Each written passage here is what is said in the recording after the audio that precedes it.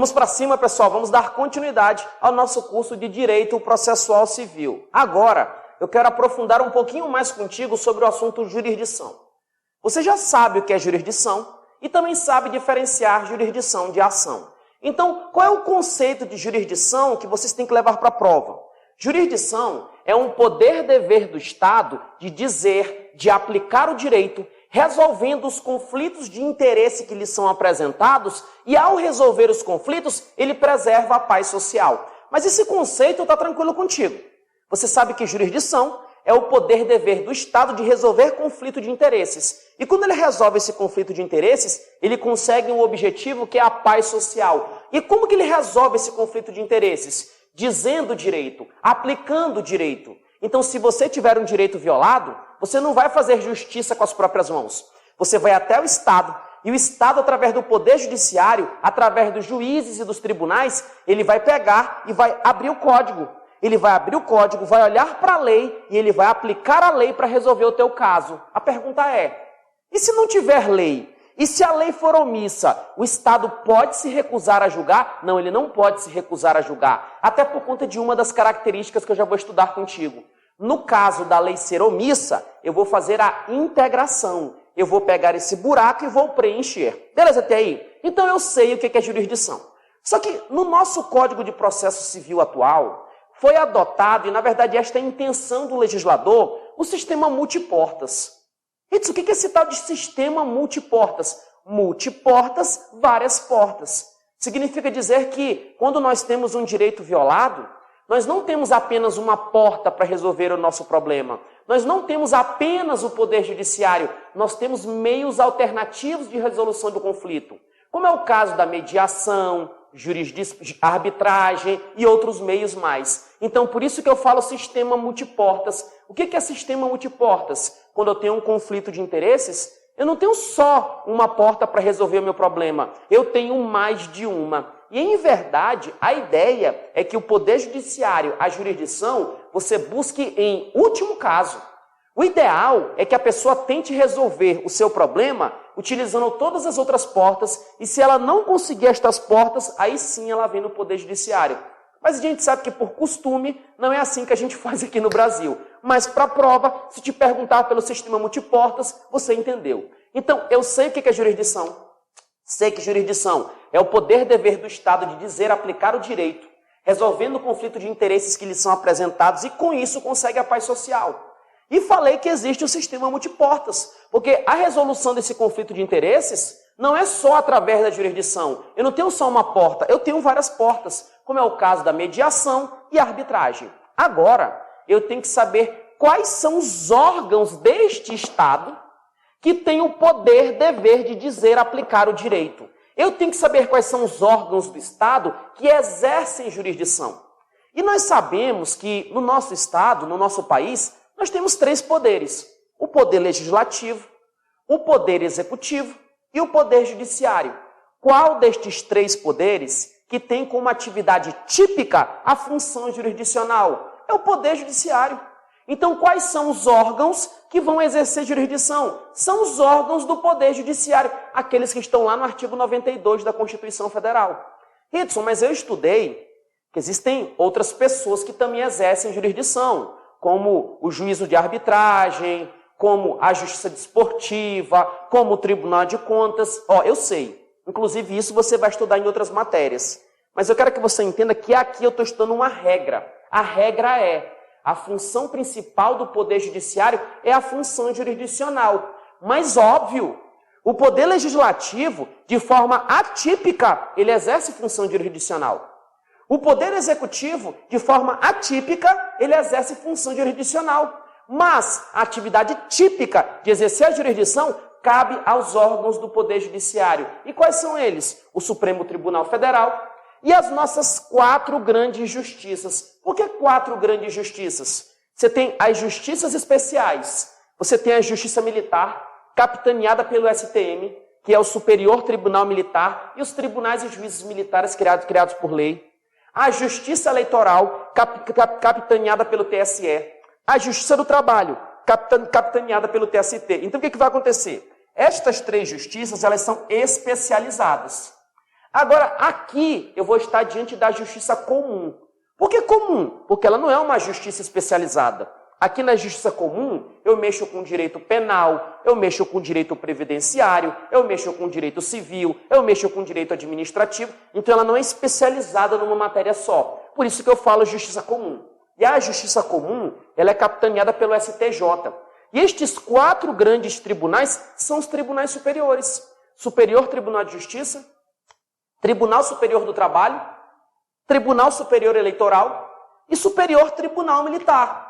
E o que vai acontecer? Nós sabemos que, nos casos previstos na Constituição Federal, contra uma decisão de tribunal superior, pode caber recurso extraordinário para o STF. Não pode caber? Pode. Então, deles 4, eu posso ter recurso para o STF. Mas isso você estuda lá em direito constitucional. Beleza? Quero que você observe o seguinte. A justiça comum, ela se divide em justiça comum federal e justiça comum estadual. Edson, e aí? Quer dizer, então, que o TSE, ele pode julgar qualquer tipo de causa? Não. O que vai acontecer? Uma das características da jurisdição é a unidade. Como assim unidade? A jurisdição, pessoal, ela é una e exclusiva do Poder Judiciário. Então, é errado eu falar que o STM tem a jurisdição dele, o TSE tem a jurisdição dele. Em algumas leis você até vê isso escrito, mas é errado. Porque, na verdade, a jurisdição é uma só. Porque a jurisdição é o poder-dever do Estado de dizer, aplicar o direito, resolvendo o conflito de interesses. Só que esta jurisdição, ela tem uma divisão. Ou seja, o STF, ele vai trabalhar com determinados assuntos. O TST com outros assuntos, o STJ com outros, o TRF. Ou seja, esta jurisdição, ela tem uma divisão dentro dos órgãos do Poder Judiciário. E esta divisão da jurisdição, eu dou o nome de competência. Hitsu, eu não entendi. Vem cá. Os órgãos da Justiça do Trabalho, eles exercem jurisdição? Exercem. Mas eles exercem jurisdição para toda e qualquer matéria? Não.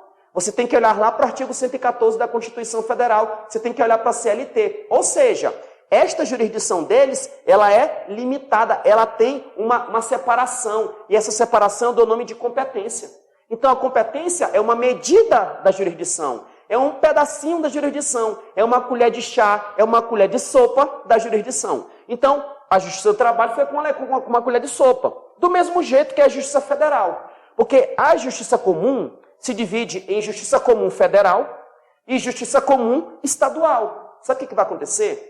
A Constituição Federal e o nosso ordenamento jurídico define a competência da Justiça Militar, da Eleitoral, da Trabalhista e da Justiça Comum Federal.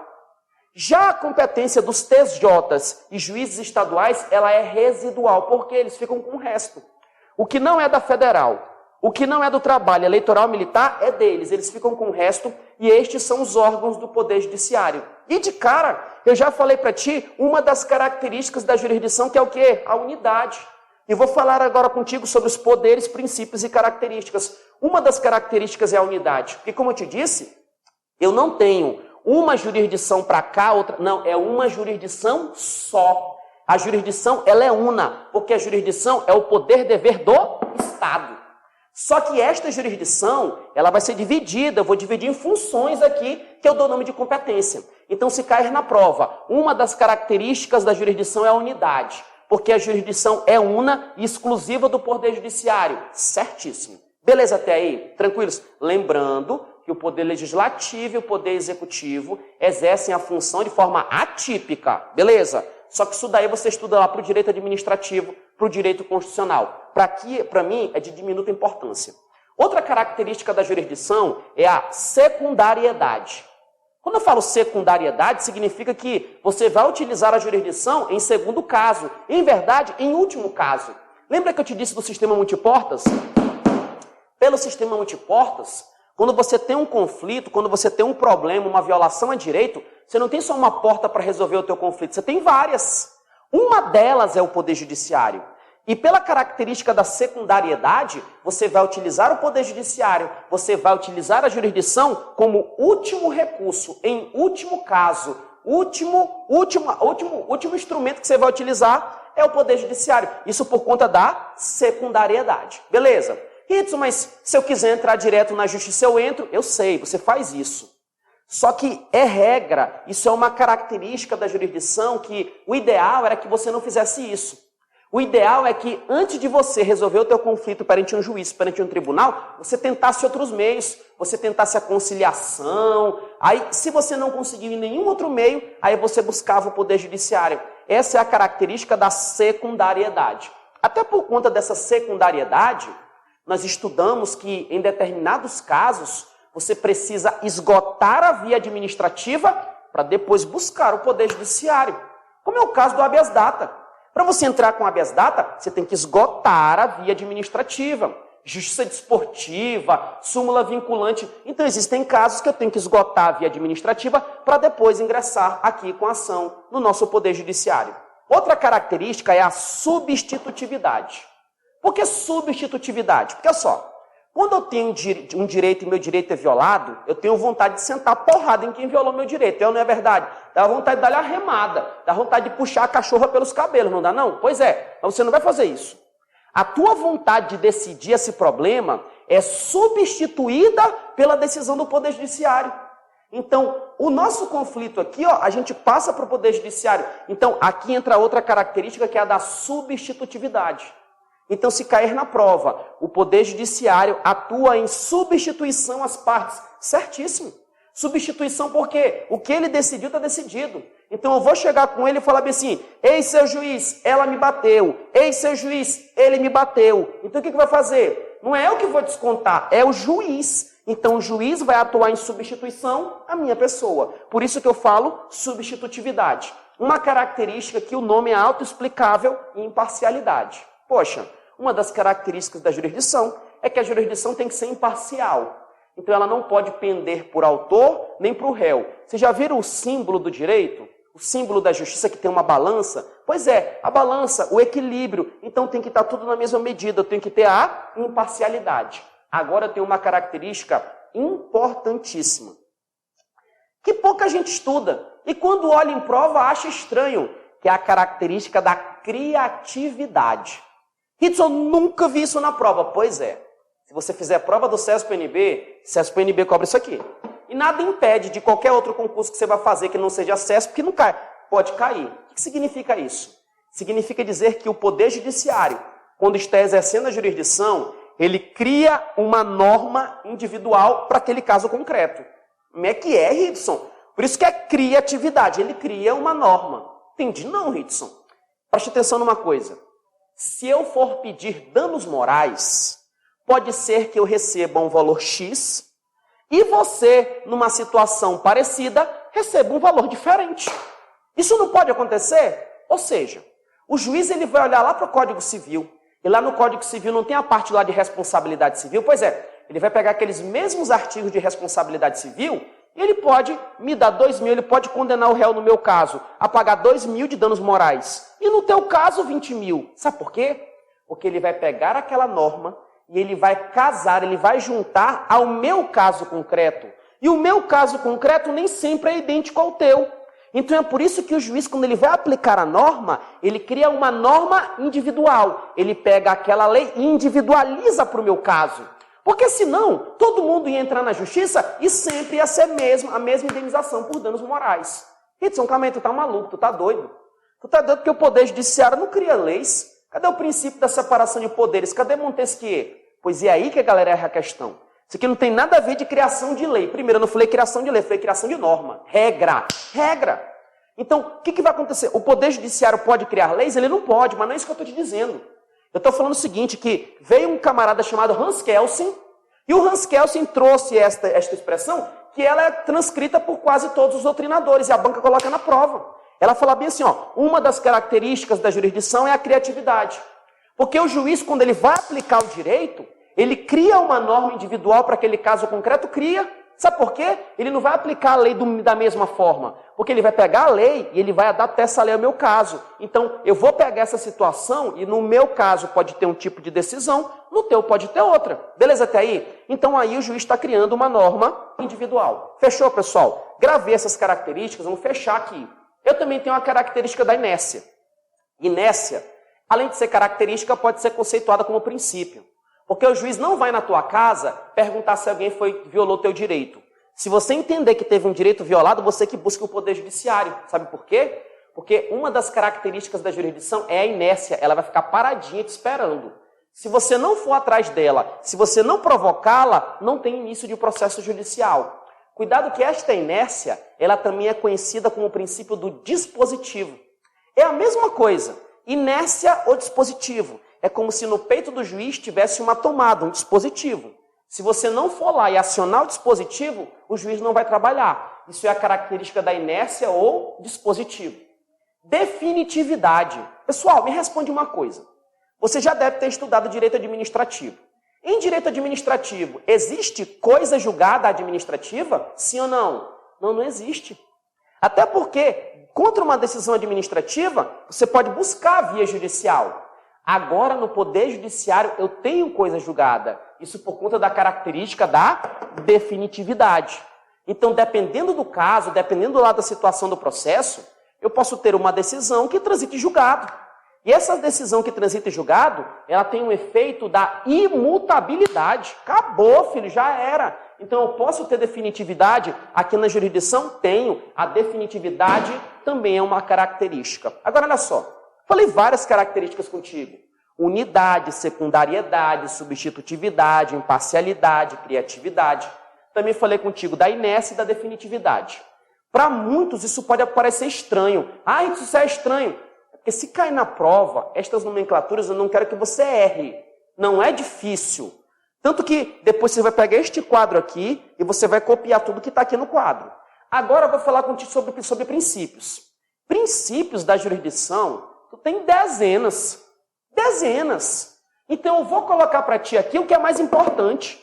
Quando você vai estudar o assunto nulidades, lá tem princípio. Quando você vai estudar o assunto contestação, lá tem princípio. É muito princípio. Agora, quando eu falo em princípios, quando eu estudo jurisdição, e aqui eu tenho que estudar focado no tema. Porque, olha só, quando você está estudando esse assunto aqui, eu vou fechar um assunto, aí eu vou para outro, porque aí assim fica mais organizado. Porque senão daqui a pouco eu estou estudando um assunto, aí eu vou lá no final do código e volto e tal. Pode acontecer que no teu edital não caia o código todo. E aí, tu vai ficar estudando artigo que está fora do teu edital? Então, eu vou focar nos pontos. E esta é a ideia deste curso. Separar por pontos, separar por assuntos. Quando eu falo em princípios da jurisdição, o primeiro princípio você estuda lá em direito constitucional, que é o princípio do juiz natural. Ninguém será processado nem sentenciado senão pela autoridade competente. E quem é que é a autoridade competente? Aquela prevista em lei. E quem é que pode exercer a jurisdição? Os órgãos do Poder Judiciário. Então, nesse caso, eles são os juízes naturais. Lembrando que, segundo a Constituição, é vedado o juiz ou tribunal de exceção. Então, eu tenho dois incisos lá do artigo 5º que compõem esse princípio do juiz natural. Mas tu vai se aprofundar mais lá.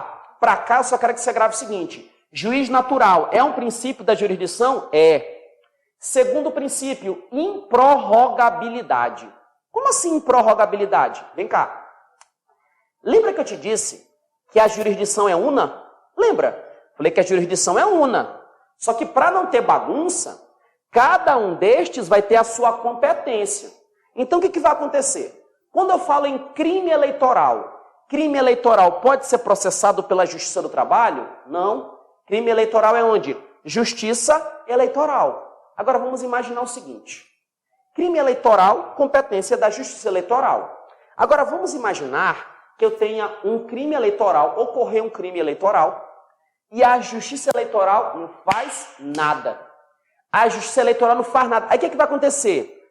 O juiz do trabalho, verificando que a Justiça Eleitoral não fez nada, ele vai lá e processa, e julga, e condena, e faz a dosimetria da pena num crime eleitoral. Ele pode fazer isso? Ele não pode fazer, sabe por quê? Porque a competência dele tem um limite. E ele não pode passar desse limite, ele não pode prorrogar. Não tem jogo de futebol que a prorrogação vai além do tempo? Então, é característica a improrrogabilidade. É princípio a improrrogabilidade. Cuidado. Este princípio é absoluto? Ele não é absoluto. Porque tem casos que eu posso ter a prorrogação da competência, mas isso é em casos de competência relativa que você estuda lá em competência. Mas a regra é princípio da improrrogabilidade. Regra, eu só posso ir até o limite da minha competência. Eu não posso passar disso. Porque se eu passar disso, aí eu estou violando o princípio da improrrogabilidade. Fechou? Princípio da indeclinabilidade. Indeclina, não declina. O juiz não pode declinar do exercício da jurisdição. O juiz não pode se recusar. O juiz não pode se excusar. Meu SC ficou parecendo um X, mas é SC, tá, pessoal? Beleza? Fica tranquilo que quando eu fazia concurso público e eu fazia redação, eu tinha o maior cuidado, porque eu sabia que eu podia perder ponto. É SC. O juiz não pode se excusar. Então, se você chega lá com o juiz, exercendo o teu direito de ação, e o juiz fala, não vou jogar essa caceta, ele não pode fazer isso por conta do princípio da indeclinabilidade. Princípio da inevitabilidade. Quando eu falo inevitabilidade, eu vou ter uma decisão, vou ter uma sentença. E se você estiver descontente contra essa sentença, você que recorra. Agora, se você não recorreu e o juiz te condenou, você vai ter que pagar. E se você não pagou, cumprimento de sentença. Sabe por quê? Porque a decisão aqui ela é inevitável, você tem que cumprir, ponto final. Se não quiser cumprir, você que recorra, você que peça para reformar. Porque um dos princípios da jurisdição é a inevitabilidade. Você fica sujeito à decisão. E por fim, a indelegabilidade. Eu sou juiz federal aqui do TRF e eu não estou afim de trabalhar. Eu falei assim, ei desembargador do TJ, pega essa competência. Eu posso ou não posso? Óbvio que eu não posso. Ora, se eu não posso ter a prorrogação, se regra eu tenho o princípio da improrrogabilidade, eu também não posso delegar. Princípio da indelegabilidade. Apesar de serem muitos nomes, não é difícil. Eu quero que você se acostume. Eu quero que você observe isso daqui e leia e veja que não é difícil. Porque na hora da prova tu vai lembrar inevitabilidade, tá certo? Indeclinabilidade, certo? Unidade, certo? É tranquilo. Fechando esse bloco aqui, modalidade de jurisdição. Quando eu falo em jurisdição, olha, eu posso ter uma jurisdição civil ou eu posso ter uma jurisdição penal, tranquilo? Então eu posso ter jurisdição civil ou penal. Quando eu tenho um crime, contravenção, delito, penal.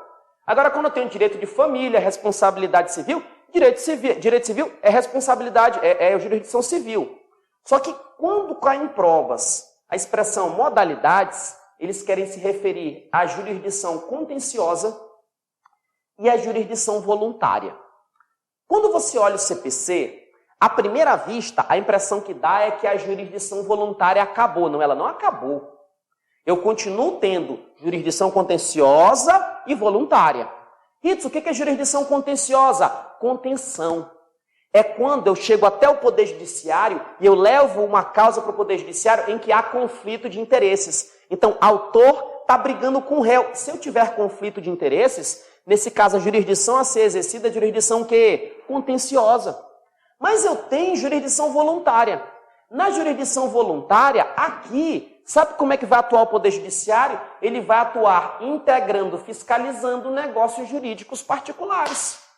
Imagina que chega um marido e uma mulher, chega lá com o seu juiz, seja, a gente tá de boa aqui, eu não quero mais ela não me quer, ela já tem um gato dela, tem minha gata, hein?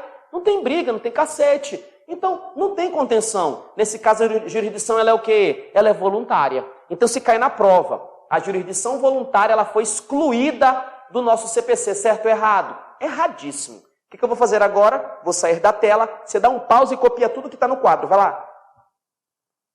Beleza. Agora que você já copiou, é importante que você copie na mão. Porque quando você copia na mão, você vai estar revisando todos esses assuntos. É importante que você tenha em mente o seguinte, tem vezes que eu esqueço de sair do quadro.